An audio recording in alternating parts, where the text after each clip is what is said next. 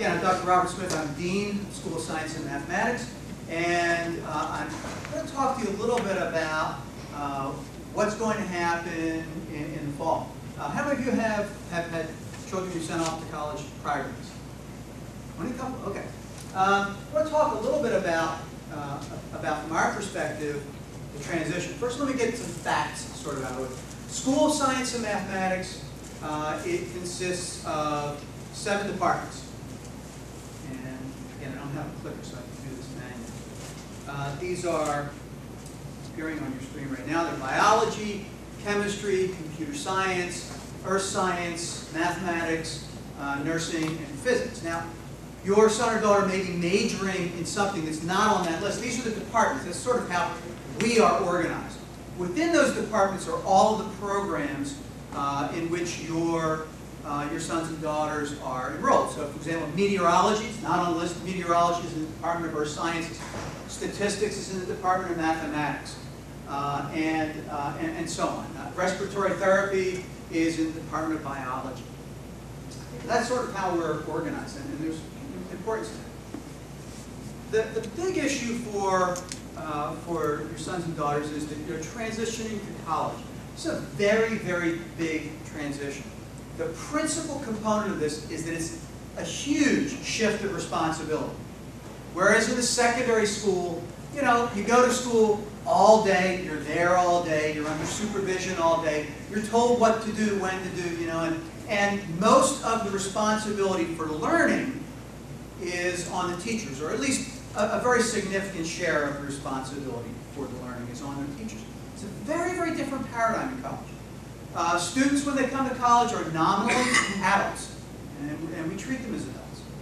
Okay? And the responsibility for learning shifts to them in a very dramatic, and for many students, in a very sudden way. And we do try to prep them for this, but it's good for you to hear this and to reinforce this with them over the summer months before they arrive here.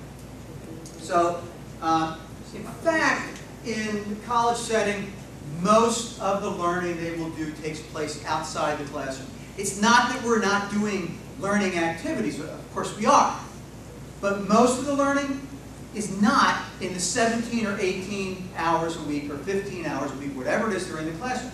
So a lot of students look at their schedules when they first get them, and they're first-time college students, and think, wow, it's like having a part-time job. I only have 15 hours a week. I don't want to shatter that bubble for them. Well, actually, I do. And I think you want to shatter the bubble, too. They may have fewer classes than they had when they were in the secondary schools or in high school. Okay? But there's more work. College is a full-time experience. And what we say is, look, students become responsible for learning. Okay? We will often assign homework. Okay? I'm a mathematician, so when I was teaching classes, I would say, do the following 26 problems tonight. Am I going to collect them tomorrow? Check them that you did them? No. You're an adult. You do them? Great. You're going to learn. You don't do them? I'll tell you what happens. You will not learn. Okay? Coming and listening in class is not sufficient to learn in a college setting. Period. Students who attempt to be passive learners, which they may well have done for 12 years. That's a very common paradigm, right? Students who attempt to be passive learners in a college classroom, especially in science and mathematics, which, as I'm sure you recognize, are not the easiest disciplines in the world. Students who attempt to do that will not do well. So sometimes professors do collect homework and grade it. Most of the time, we do not. The expectation is that students will do the homework. Okay? We also try to distinguish between real research and typing a term into Google. You know, what a lot of students do, I think, in the secondary schools, and just judging by my kids, you know, if they have a research project to do, their first inclination is to type something into Google, and the first, second, or maybe if they're industrious, the third link they come to, they'll follow it write something down, I've done research. What they don't realize is, of course, the page that they were driven to was written up by a 14-year-old in his parents' basement. Okay? It's not real research. What we conduct and we expect students to do is real research. No, don't get me wrong. Google is wonderful. I use it every single day. I think Google is absolutely essential, but it is not to be used willy-nilly, and it is not adequate research. Okay. We are going to challenge your students in ways in which they have never been challenged before. Okay. We're going to push them. That's our job. Okay. Learning is not easy. We'll make it as easy as we can, but we support the students. We have things in place to help them learn. Lots of resources are available, and I'll articulate a few of those. First and foremost, every professor, by contract, is required to have at least 5 office hours a week on at least 3 different days. Office hours are to be used if you have a question. It's not if you're way behind or terribly lost. It's to be used to reinforce what's in the classroom. Office hours are very important. I will tell you, after 30 years of teaching, I will tell you who I saw the most in office hours. Who do you think? The AB students or the CDF students? A. Easily. 90% A and B students. The students who had, everybody's got questions. Okay? You're only in class 3 hours or 4 hours a week for a particular course. Everybody has questions. It's a matter of whether you get them answered or not, whether you pursue them or not. If you don't bother to pursue them, you don't learn. If you bother to pursue them, if you come into a professor's office hours and say, you know, I just didn't get this about photosynthesis, you may well get a very extensive explanation and some interaction and learn. Professor's office hours, first line of defense. Okay? Everybody has it. Every one of your daughters and sons will have an academic advisor assigned to them in their major department. Second line of defense. Okay? Academic advisors are used for all kinds of questions. Whether they're, if you can't find your professor, you're really desperate for an answer, go and ask your academic advisor. If you want to understand how to navigate the academic administration, talk to your advisors. We have free drop-in tutoring throughout the School of Science and Math. In mathematics, there's a fixed spot for it. It's room 100 in Wickersham Hall. Science tutoring is done at various locations, and there are schedules that are posted, professors advertise, and so on. The tutoring is free. It's drop-in, which means that you do not require an appointment. Okay? And so if your daughters and sons say, I can't get help with physics, well, have you tried the professor's office hours? Have you tried tutoring? It's there, and it's free, and it's all the time. Okay? We don't do it at midnight on Saturday night. Okay? But we do it at lots and lots of different hours. You have to show up to do it, or they won't come to your door. Tutoring? Students or professors? The tutoring is conducted by students who are typically juniors and seniors who meet certain criteria. They have to have had that course and hopefully several courses beyond, have done very well, so they're all strong students. And it's peer tutoring, and which, by the way, has several byproducts. It's not just good for the tutees, it's good for the tutors. The tutors learn by having an opportunity to think about and articulate a topic. By answering questions, working through problems and so on, they learn. So it's a very, very good experience for everybody involved. And the Math Tutoring Center, as I said, that's a dedicated space. Students hang out there even during times when there's no tutoring schedule. So students just hang out there and they come and they work on math problems, which I think personally is very exciting. Library faculty are also available, even though the library physically will be closed the next 2 years. Library faculty and staff will still be here. We have an alternative location. They will be there to help students learn to use research tools outside of Google. So, adjusting the college is a large adjustment. No, that's okay. What I always tell students is, look, study first. There's lots and lots of time in the week. Get your studying out of the way first, and then schedule your social activities around, whatever time remains. This is really good advice. Students will frequently flip that around. You've been with them for 18 years. You understand. Okay? I understand with my own kids. I said this earlier, and I put it all in caps. Students should be engaged. Engaged learners learn well. Your students are all here. It means they're qualified to be here. It means they're capable of doing those things that we ask of them. They are prepared. They're capable. The question largely is whether they're going to put sufficient energy, time, resources into learning. That's really the big issue. I've never, like I say, 30 years, and that's a long time, I know. In 30 years, I've never seen an engaged student fail to do well. I've just never seen it. I've seen lots of students, conversely, who miss class and do really poorly. We don't generally some people do take attendance in order to try to encourage students, and most faculty do not take attendance. This is part of transition to college, is learning to be an adult. And that's important for their development. We do tell students an average of 2 to 3 hours of homework per hour of class. So if you take the 15 or 16 hours of class, add 2 to 3 hours of homework. Yes, this is the equivalent of a full-time job, and then some. Yes, college is not as structured as high school was, but it is a full-time experience. And I always say this, really, yes, 2 to 3 hours. That doesn't mean, in some classes, look, if you have a really good background in high school, and you have a really good class, really good teacher, you really pushed yourself and learned a lot, you may get by with less than this. In general, students will not get by with less than this. It's very easy to deceive yourself into, done the first homework problem, it was really easy.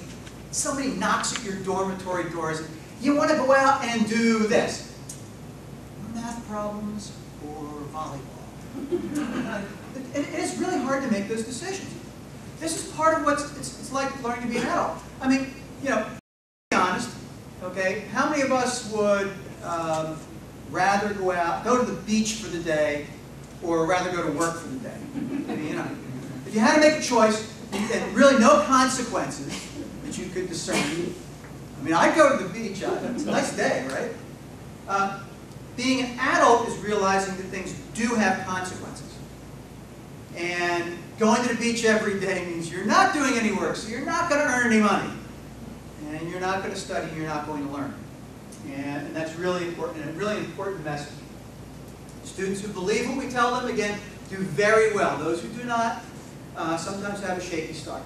To do well in a college class, you need hard, consistent work. Cramming is not going to cut it. It's just not. I have seen students try to do this over the years, unsuccessfully, invariably. So do work a little bit at a time. As you go along in every class, keep up with the work.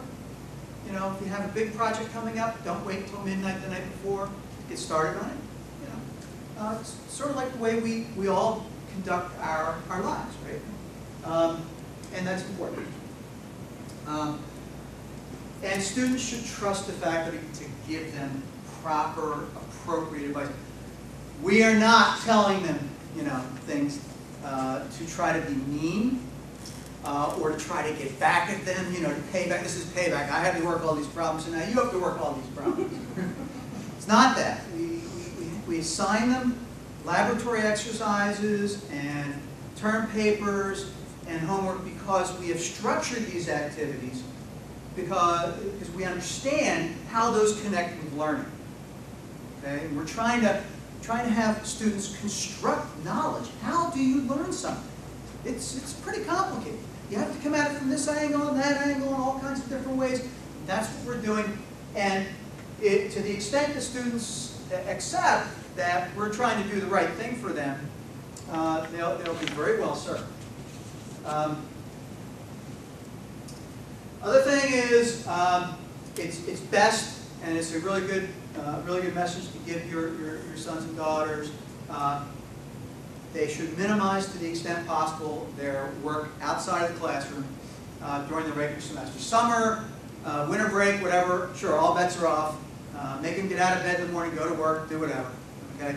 But during the semester, working too much can clearly interfere.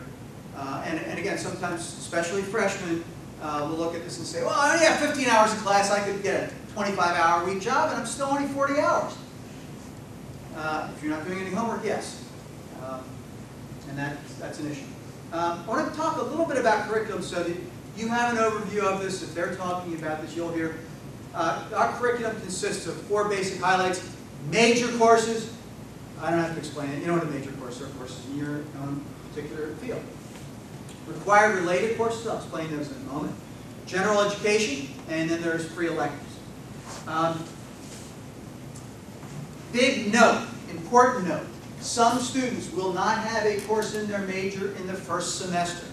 This is normal for some majors. So for example, any physics majors? Okay, your son or daughter likely will have no physics courses in their first semester. Physics students, unless they have AP Physics and AP Calculus, are likely not to start with a physics course. Why? Because they need to get all the prerequisites out of the way first. So this is also true in biology. So for example, if you need to do some chemistry work first, you may be, or some math work first before you get placed in the first biology course. This is entirely to be expected. Don't panic when you see those schedules. Required related courses are courses in areas that are related to the major. So for example, in the case of the physics major, chemistry is a required related, mathematics is a required related. Actually, math is a required related for just about everybody. Okay? For biology, every biology major needs chemistry, needs physics, needs math. Those are required related courses. And so depending on the major, and specific program that your student's in, the number of those things may vary quite substantially. It all depends on the major. So for example, if you're molecular biology, you need a bit more chemistry than somebody who's marine biology. For science majors, math is a required related.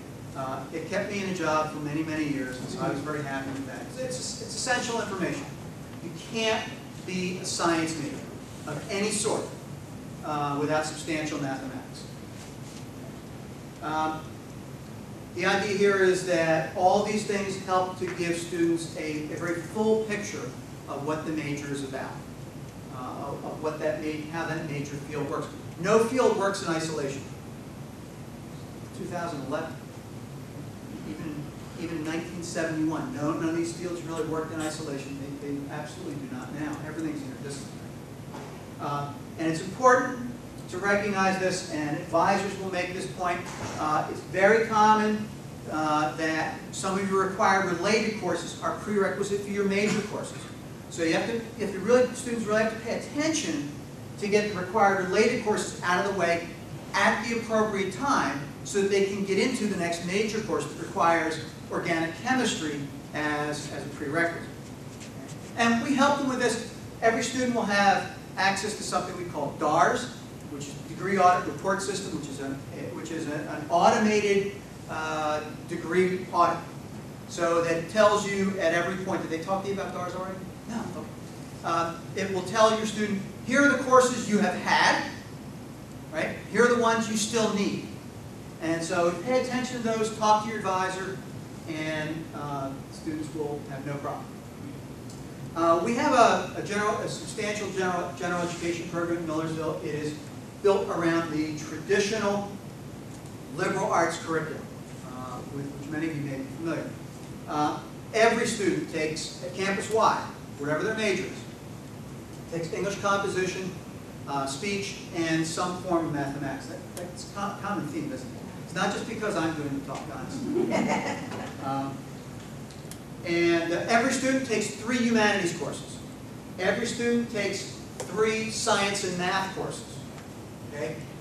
Not including their major. So if they're an earth science major, the earth science courses don't count as the general education requirement. The general education has to be something else. The required related courses can fill these things. Every student, even if they're a math major or philosophy major, has to have a laboratory course. For science and math majors, that's really not an issue. Every student takes 3 social science courses. In each of these 3 blocks, this is G1, G2, G3, we call them, students have to take not just 3 courses, but at least, in each of these 3 blocks, at least 2 have to be from the same department, no more than 2 from the same department. So you can't take 3 music courses here. You can take 2 music and a foreign language or something. Okay? Those are generally not an issue. Every student takes writing courses and advanced writing courses. At least 4 courses have to be writing intensive, and towards the end of their program, they will take an advanced writing course. It doesn't matter what the student's major is. In this day and age, we all know it, they need to be able to write and communicate effectively, whatever their field is going to ultimately be. Students also take perspectives courses. These are courses that they take 1 perspectives course, at least 1 perspectives course. These are interdisciplinary, cross-disciplinary, or cross-cultural courses.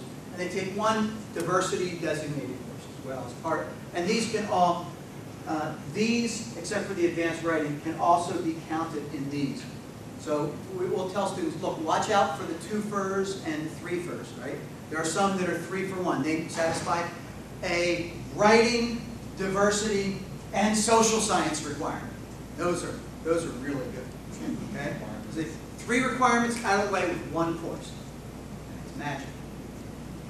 Any of your students secondary education majors? Okay, so awesome. We have a long history of preparing secondary teachers. Secondary education majors are our majors. They're majors in the School of Science and Math. They are not majors in the School of Education. They will take some courses in the School of Education, typically 3 or 4 courses, depending on their major. Their field experiences are also in the local schools. We will send them out, usually the 2nd semester sophomore year or 1st semester junior year, depending on how they've arranged their schedule, and do some small teaching experiences in the local schools, both urban and suburban, and sometimes some more rural ones. Final semester is spent full-time student teaching. That is a very extensive, very busy semester. And just so I've said it, the state requires a 3.00 grade point average to get into the Advanced Professional Studies, APS courses, which is a senior year. That's a state mandated requirement.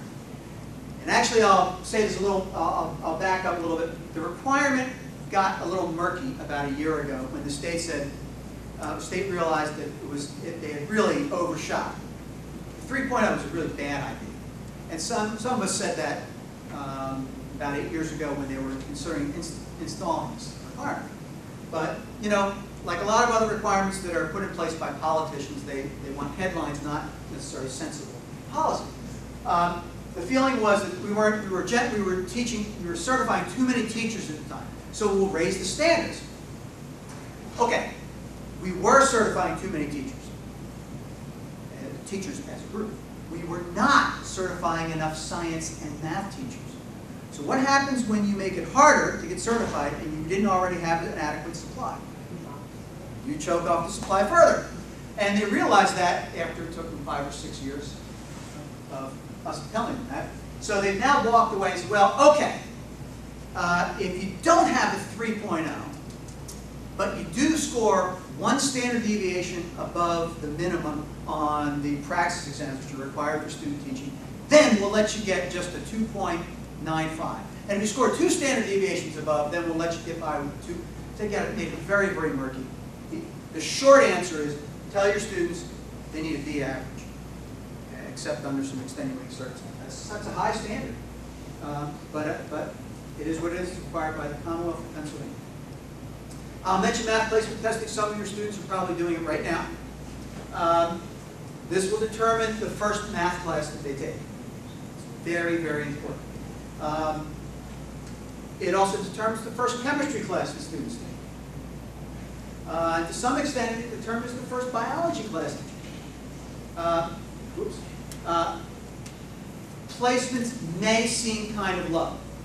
It's very frequent the students will have had in the high schools pre-calculus or even calculus. They come in, they test here into college algebra. Okay? It's a very common occurrence. And you can certainly talk to the placement coordinator if you're concerned, or talk to the math department chair, call math, call chemistry, and talk to the chairs there and see what they say based on your score, on your son or daughter's score. But the reason we do the placement is because our only interest is that students be successful. We don't want to jam a student into a class for which they are ill-prepared, will be very, very frustrated, will do poorly, and then be another semester behind.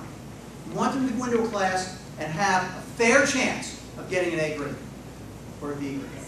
And that's why we do placement testing. We've been doing math placement testing here for probably about 25 years now. I've been here 24, and it started somewhat before I got here. Before that time, students would self-select math classes, and the stories I heard it was absolute mayhem. Students going into classes willy-nilly and doing very poorly, and the math department at the time just said, that's it, and followed part of a national trend where everybody does placement testing. Okay. Do issues sometimes come up? Yeah, absolutely. Issues do come up. How do you resolve problems? Part of being in college is learning to function in society as an adult. Okay? When I have a problem with my tax bill, I do not call the White House or the governor's office. Now, in part because they won't answer my call, right? But in part because it would be a really, really useless thing to do. Okay? Problems are resolved best. Well, okay, I'm out of order here. I'll get to that in a second. Understand, we have processes in place for the purpose of resolving issues. We want students to be happy there, we want students to succeed here, and we have lots of processes in place. We are not, despite any calls you might get, we are not a bunch of crazy people who don't try to resolve it. Solving problems does take time. It requires patience. If you have a problem with your tax bill, you're not going to pick up the phone and solve it. It's going to have to go back and forth. Okay? Sometimes a number of times. Okay? We all have this. We all resolve this. Whether it's health insurance, I've got one right now. I have made no fewer than 6 phone calls to try to resolve a bill. Each time, by the way, my bill has gotten bigger. It's now up to $808. No, I'm sorry. That's not the case here, right? No, it's not the case. But what happens is, we all understand that, we want to scream sometimes. Oh, is anybody there with a brain? Can you figure this out? That doesn't help solve the problem. How do you address problems effectively? And that's part of what college is for. And part of not that we're not creating problems to test this. But students do need to learn how to navigate the system. And our systems are indeed in there. The basic principle is the lower the level at which you resolve a problem, the more effective and efficient the problem resolution is. So sometimes students will, and I kid you not, will start there. Can you see that in the back? They will start with the governor. Okay? I've never personally met the governor, but I assure you, if you start there, he's not going to resolve the problem. It's always best to go, if you have a problem with the professor, my first question if a student comes to me and says, I have a problem with this professor. Okay. Have you talked to her? Talk to her. Well, okay. You need to talk with her. Okay? You try to resolve problems appropriately. And this is really important. If you do and you can't get anywhere, then you go to the department chair. If the department chair just cannot solve the problem or says it's outside their hands, then you go to see me. And if you can't resolve the problem with me, then you certainly can go try to see the provost or the president, the chancellor of the state system in Harrisburg, or the governor, or the president of the United States, wherever you want to go. But I have to tell you, when those calls do come in, and they do come in, not too commonly up here, but they do sometimes. They will sometimes just, I'm going to call the president's office. Well, you know what the president's office does? They call the provost's office. The provost's office calls me. I pick up the phone and call the chair. What is going on down there? And yeah, it's just not very efficient. I like to cut out the middleman. Right? That's how the problems are resolved. And I have to tell you, it is far, far easier to resolve a problem one-on-one with the faculty than it is to go further. And sometimes you do have to go further. Don't misunderstand me. Sometimes there are disagreements that need some mediation, okay? And we do resolve them. I'll tell you about some common concerns. Okay? Some faculty do have accents. I have been accused of being one of those faculty members, as I'm from Philadelphia. And although I have to tell you, my first year as a faculty member at Virginia Tech, my first finished my PhD, I taught at Virginia Tech, which is in Southern Virginia. A student came up to me after class one day and said, "Dr. Smith, it's so refreshing to hear a professor speak without an accent." I said, "Well, thank you very much. And where are you from?" And she was from across the river in Cherry Hill, New Jersey. Spoke perfectly good Philadelphia English, which is the most pure form of the language. And faculty do have accents. We are required to certify that all of our faculty are fluent in English before they come. It is absolutely true, though, that they have accents. Some of them are from China. Some of them are from Chile. Some of them are from Bulgaria. Their English is perfectly good. It is accented. Welcome to the 21st century. It's a global economy. We are all dealing with people from around the world. Do students have to cope with that? Yes. Is it an adjustment? Absolutely. Okay. I'll give you, for instance, about 15 years ago, I had a student come to my office the second day of the semester and say, "Dr. Smith, I'm in this professor's class. I can't understand a word she's saying." Okay, so I understand.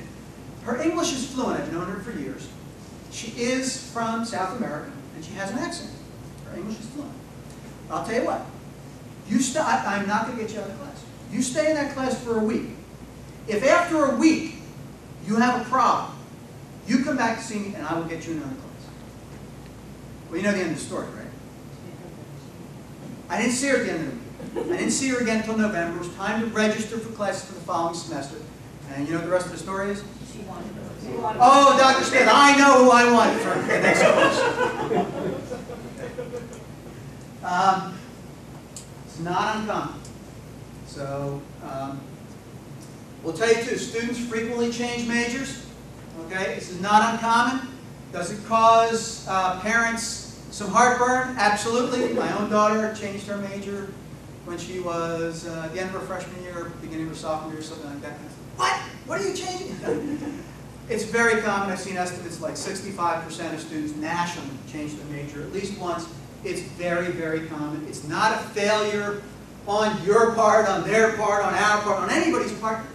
Their ideas are evolving. They're changing. They're growing. They're becoming adults. We all change. You know. I will tell you this flat out. The registration process is one of the things that can be very, very stressful. It can be very stressful for students. But we are all here to help. We're all here to try to help students get into classes. It's true, students sometimes can't get into courses that they want. Okay? Students do get what they need.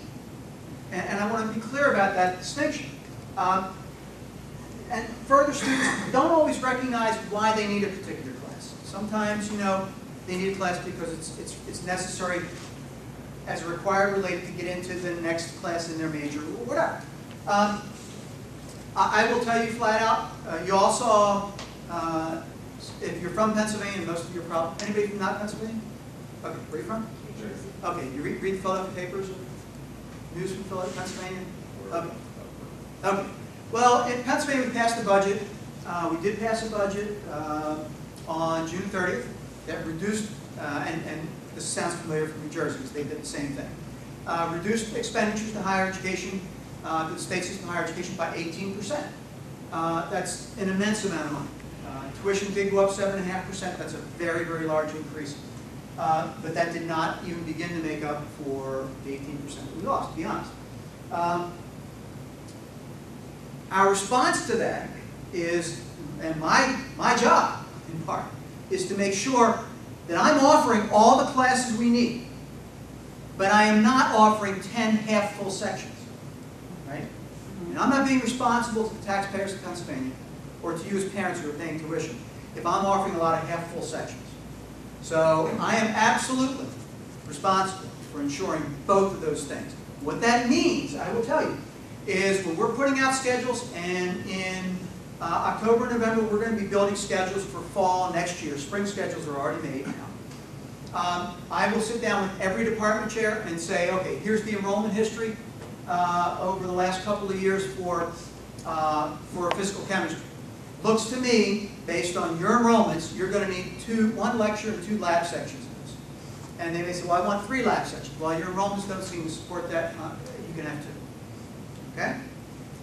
Students go to register, and because of the peculiarities, students don't need to take everything in the same order. A lot of things do have to be in order, but some things are not. And so the demand may exceed. So it may exceed our supply. So in late November, early December, when students are registering, we may not have adequate sections. Okay, students at that point do get stressful. Okay? Do get stressed, right? And say, well, I can't get into class any. And my response is always, when do classes begin? And the answer for spring semester is in January. What month is this? Answer, November. Okay. If on January 10th you don't have the classes you need, then be mad at me and come and talk to me. Okay? In the meantime, we have wait lists, and we're trying to sort things out. And it's a very, and I will tell you, 10 years ago, we could be a little more sloppy about this because we were not so financially stressed, but we all are. We all are in our homes too, right? What it means is we collect wait lists, and then we look at, so for example, for organic chemistry 2, we look at the students who have signed up, and we may wait until they finish organic chemistry 1 to see how many get the grade that they need to go on for organic chemistry 2. Sometimes, if it's 3 students waiting, 3 students don't get the C they need, and it about evens out. If there's 20 students waiting, we're just going to open another section flat out. The reason I'm telling you this is a process. We begin pre-registration for spring in November. We begin pre-registration for fall in March. And we do that specifically so that we have time to figure this all out. I wish we could make it very, very easy and so on, but it's not quite that easy. It's a very difficult balancing. Yes? One question about that. Sure. As a student gets higher in grade, we get a higher. Absolutely. Yeah. In the fall, for registration for the spring, freshmen are the first to register. And then it goes seniors, juniors, sophomores. So sophomores get shredded into this thing. Spring registration for next fall, last in line will be current freshmen, your daughters and sons. For spring registration? I'm sorry? For spring registration, will be last? No, for fall registration next spring, they will be last. Will be last. For spring registration, which takes place in November, they will be first. So incoming freshmen now, though, they get their schedule made for them. Correct. Do they get 15 credits? I mean, because you have to have... They will get 15 to 18 credits depending on peculiarities of their program. She will be guaranteed a 15. Well, I won't say, not guaranteed. Guaranteed a full load, yes. Which is 15. Well, it may be, well, it's considered full load. Some students will have 14. It depends on the peculiarities of their schedule. Okay. It depends on their math placement, their chemistry placement. And because some courses are 3 credits, 4 credits, 5 credits, it gets a little complex, but they are guaranteed a full schedule, absolutely. And honors college students Are first. First Honors college students Everybody, are first, yes. even at the end of sophomore, freshman year? I believe even at the end of freshman year, they go before everybody, or they go with the seniors. I can't remember, but the honors college students do get that prerogative. Yes. It's all online, so you have to fill a file. Oh, yeah, absolutely. It's all done online. And the wait lists are online. And if they get on a wait list and then somebody drops a class, they get an email saying, hey, there's a seat. You got 36 hours to grab it, or it goes to the next person. So they get slotted in that way. So we try to do this in a very organized fashion. Okay. I want to mention my last. Anybody know what FERPA is? Did they talk to you about this? It is the Family Educational Rights and Privacy Act of 1973 or 4, whatever it was, also known as the Buckley Amendment. It says that students, once they reach the age of 18, are adults, and information such as grades are not sent home to you. They're sent to the students. They're posted online, actually, to the students. And the students may choose or not choose to share those things. So, for example, students are considered adults. Their information is private. It's up to them as to whether or not they share that with you. So if you call us up and say, hey, what grade did my daughter get in this? I can't tell you. Okay? If you call me up and say, my son got an F in Calc 2, but he was getting A's all the way along. Even if I know darn right well, he hasn't been showing up the whole semester. I can't tell you.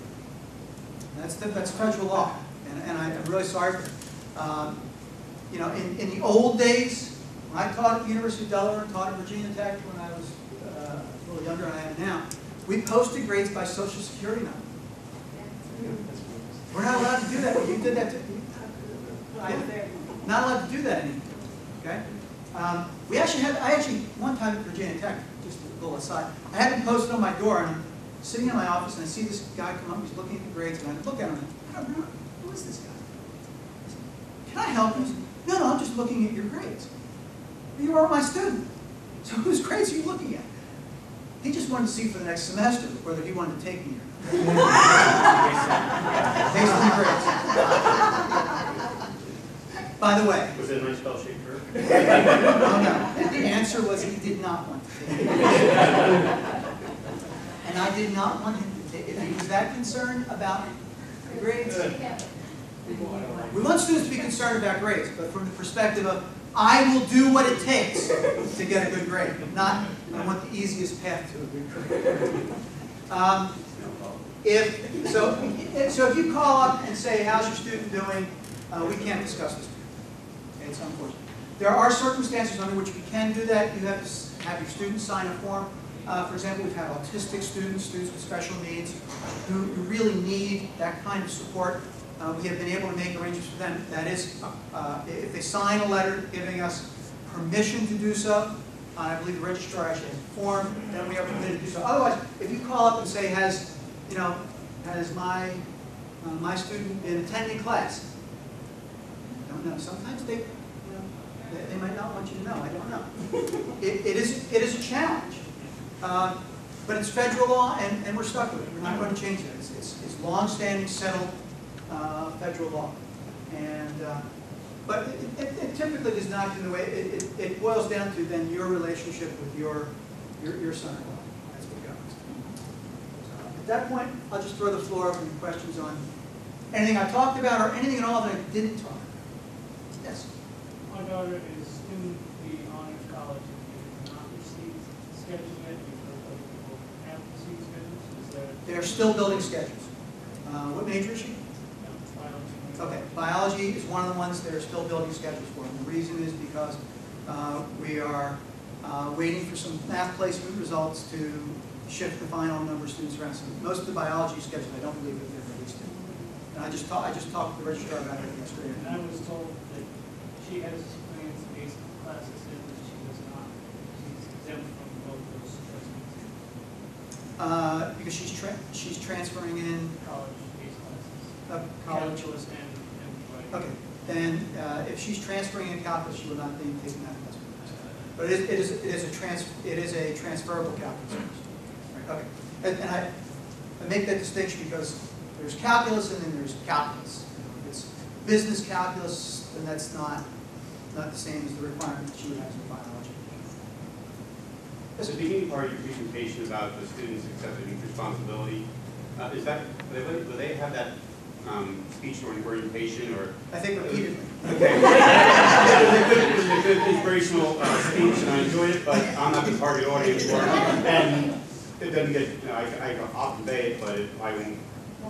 Yeah, no, they will get, I will tell you, one of my jobs, when I was, for 10 years, I was chair of the math department, and that was part of my routine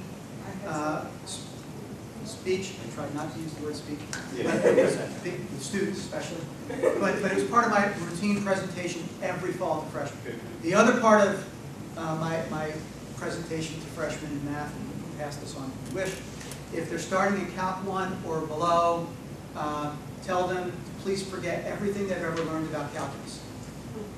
And we'll start, and that's serious.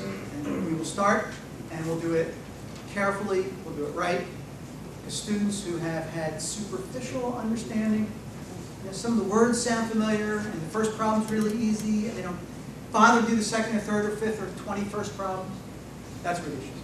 There was another question back here somewhere. Yes? I was online and looking at, you have like a mentor program that's staff or upperclassmen. How does that work? Different departments do different things. So, for example, chemistry and earth sciences. What's your student major? Computer science. Computer science. Chemistry and computer science chemistry and earth science have formal mentorship programs with their earth science or chemistry professional association student affiliates. So the more senior students will be paired off. Computer science does not. There is the MMAP, which is the Millersville Mentoring Alliance program, where mentoring is available. In computer science, I don't believe they have a formalized program. But what they do tend to do is all the majors are hanging out all the time down in that wing of Roddy Hall in one of the computer labs. So it's an informal sort of thing. We do want majors to get to know one another, so they tend to congregate in certain areas. Meteorology majors are always up in the weather center, okay? Especially when there's bad storms or, you know, I got a call a few years ago. Hey, can we have a sleepover in the weather center? There's a hurricane coming. Yeah, that's where whenever we'd be in a glass enclosed area with a hurricane coming. So they do things like the math majors so different majors are doing things differently. Biology majors, it's harder because there are so many biology majors. So they're typically congregating in small groups of different places. Yes? Their school offered, like, they called it AP Calc. Yes. Actually took it. How is, once he gets the results from that, how's that figure over for year transfer? We got AP scores yesterday or the day before. They just came in. So they would have. So as long as he included us on his list, he did.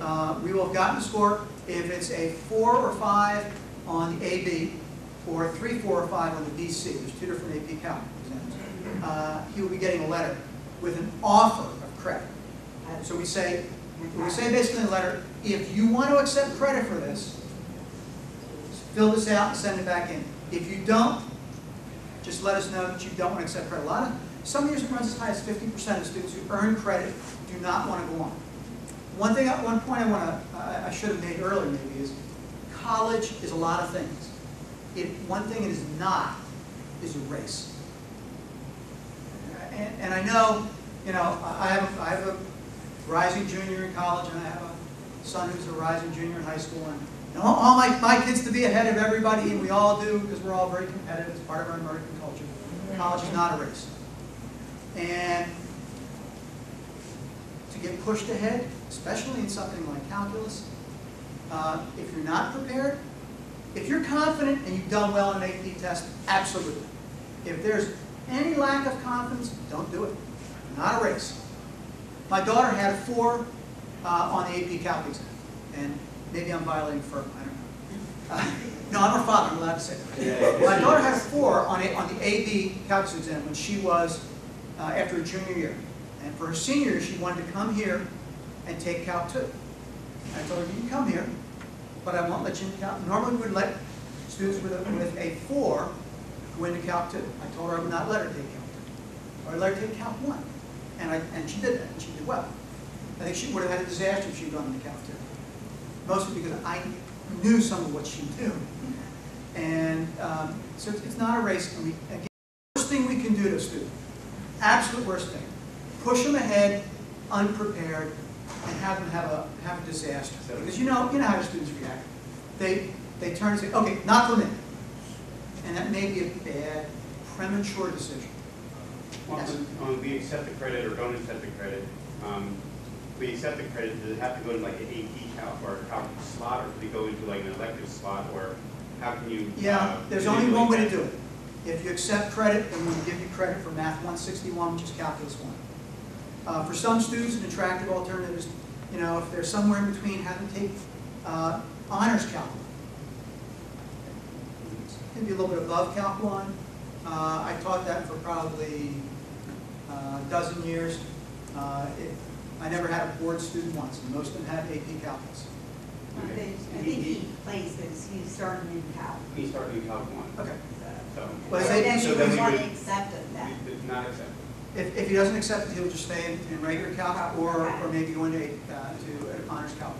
Okay. Yes. I'm a tutoring license, Yes. and he also said it would help if he wants to tutor. Now, I saw that you can't say your juniors or seniors. Can you talk to the freshman about how you feel because he loves, and he doesn't, he's never studied, he just gets it, and he loves it. And, Right. Right.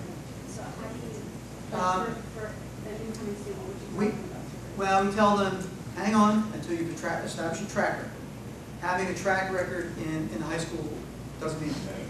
I mean, in terms of whether we're going to let you tutor or not. We have had students tutoring when they're sophomores. But they have to show themselves to be very talented and do very well. Because we're asking them to work with freshmen and sophomores in a wide range of math classes. And we want their skills to be rock solid. And do you tell them that? Yeah, pretty much. And then we'll try to identify in classes the math faculty. We put calls out usually once or twice a year. Keep your eye out for tutors. Suggest names to the tutoring coordinator, and we are able to get enough math tutors. It's a great experience, I would say. Yeah, he I wish I'd done this He undergrad. doesn't want to do much, but he loves it. So Good. he wants Good. Math and science is very cool. This is what I expect nothing less, honestly. I'm No. glad you said. But I mean, look, you will find this to a person among our faculty. What gets us out of bed in the morning is that we really are excited about science and mathematics. I mean, I've been doing this since I don't know, my whole life. Okay? It is exciting. A day without doing science or math is. I mean, I like the beach, but even if I'm at the beach, I want to be thinking. Okay? I hate to say that. The advisors, is something set up, or you just tell them who the advisor is? Yeah, every student is assigned an advisor, and they'll be able to see their advisor on their DARTs. They are probably not assigned as of yet. This will probably be done in early August. But in the interim, by the way, if they need advice in the interim, just have them contact the department chairs. The department chairs are there to help. If they're on vacation or something, there's always somebody who's on call to back them up. Yes. Again, about the DARS, is that done automatically as a semester? Or It's done automatically continuously. So your DARS is maintained. So if you switch your major, your DARS changes. If you drop out of a course, okay, if you finish the semester and your grades come in, your DARS is updated instantaneously. And that's It- access it to col- that through your Max account, or? You access it through Maxa, yes. The way DARS works is that it just pulls the database. So our database that has all of our grades in it, it just pulls that database and pulls that stuff together. Yes. So a student who may change their major, Yes. do they do a simulation? Absolutely. We call it a what-if DARS. So the question was, if a student wants to change a major, they can print at any time a what-if DARS. What if tomorrow I switch to, underwater biology or underwater history or whatever, right? And you type it in, and it tells you, okay, you need these courses. These courses that did count in your major now count as general electives or whatever. It's great. It is really such a good advising tool. As a student comes into you, student comes into me now as dean. I don't have advisees. My last advisee graduated in May from when I was a faculty member. But I have students who come in and see me who have a problem, one issue, one concern or another. All I do is print their DARS before I see them, and I read through that, and at a glance, I know what the issues are. So should students. So we tell students, print your DARS regularly so that you know where you stand. It's a really good tool, and we update it all the time. What are the questions? Degree audit report system. Students will know it by DARS, and I have to think every time because it's just, we've had it for so long. And I remember when we got it thinking, I don't need any fancy computer telling me what a student needs. Well, I don't, because I know the curriculum off the top of my head, but you know what? Seeing everything at a glance, and it tells you, these are the things that are done, these are the ones you have yet to do. Has a little plus sign when a whole category is taken care of, and OK when a whole grouping is done, and then clear to graduate when you're all done. It is great. And so that means if it says one or more requirements are not satisfied, you're not going to graduate. Okay. So students sometimes submit graduation applications where it says one or more requirements are not satisfied. So we have to call them and say, "What? Did you read your DARS?" And sometimes it's an error because they've asked for an exception but it hasn't been processed, or they took a course at home over the summer, and sometimes some other schools are very slow at returning transcripts to us. Sometimes things like that, and we have to dig and fix it up. We get from graduation every year. What other questions here? Anything else? Yes. Our student is going to be transferring in, Okay. Sort of the community college, and Yes. have gotten it all and everything. Is there any kind of supports for those students? Because in some ways, they're like freshmen in the sense of being on campus. You know what I mean? As far as his work, he is so organized. He works so hard. Excellent. I'm not worried about that. I'm more worried about, more support for like where everything. I mean, it's just a big change. Sure. A couple of things. First of all, they have the same supports that are in place for freshmen. Okay. It's for all students. Okay. Everybody gets their advisor. For registration this summer, the person that they should be talking to is the department chair. So the department chairs are responsible for any concerns with transfer students until they're here, and then they hand them off to an advisor. And the reason we do that is because the department chairs are here through the summers. The advisors may be off on off their biology or earth science when they have them down at our Marine Science Consortium in Wallops Island, Virginia, for weeks at a time on research projects or teaching courses. So, but the department chairs physically. So, and after that, and so there are some things. There are the same sort of things in place, plus the department chairs to help them get things off to a good start. Yes. You just mentioned the Wallops Island facility. Yes. Are those courses done only in the summer? Well, Sometimes, or how does that? Wallops Island is the location of the Marine Science Consortium, of which we're one of the 3 senior full partners. And we are actually running the Marine Science Consortium. The courses, the full courses down there, the only ones we have are during the summer. So we bring students down for 2 or 3 weeks at a time. They stay there. It's adjacent. It's across the bay from Chincoteague, Virginia. So it's down the eastern shore of Virginia. It's a lovely location, and I highly recommend it for anybody, whether they're biology or earth sciences or not.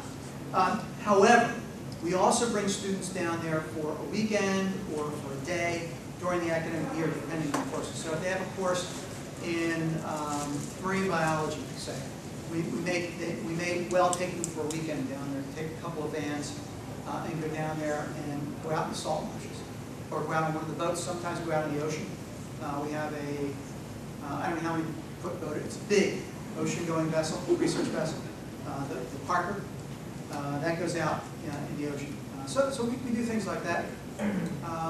We also have research projects going on down there, a variety of research projects. One, which we're doing with NASA. NASA is across we're on the other side of NASA's barbed wire, is where our Marine Science Consortium is. And they launch more rockets from NASA Wallops Island than anywhere in the country, anywhere in the world, actually. And so we have research projects going on with NASA, which is pretty cool. And we're actually trying to expand those. Any other questions? Sure. Thank you very much. I look forward. Thank you for sending your sons and daughters here. We are delighted to have them joining us in the fall. I hope you have a great day. Thank you. Thank you.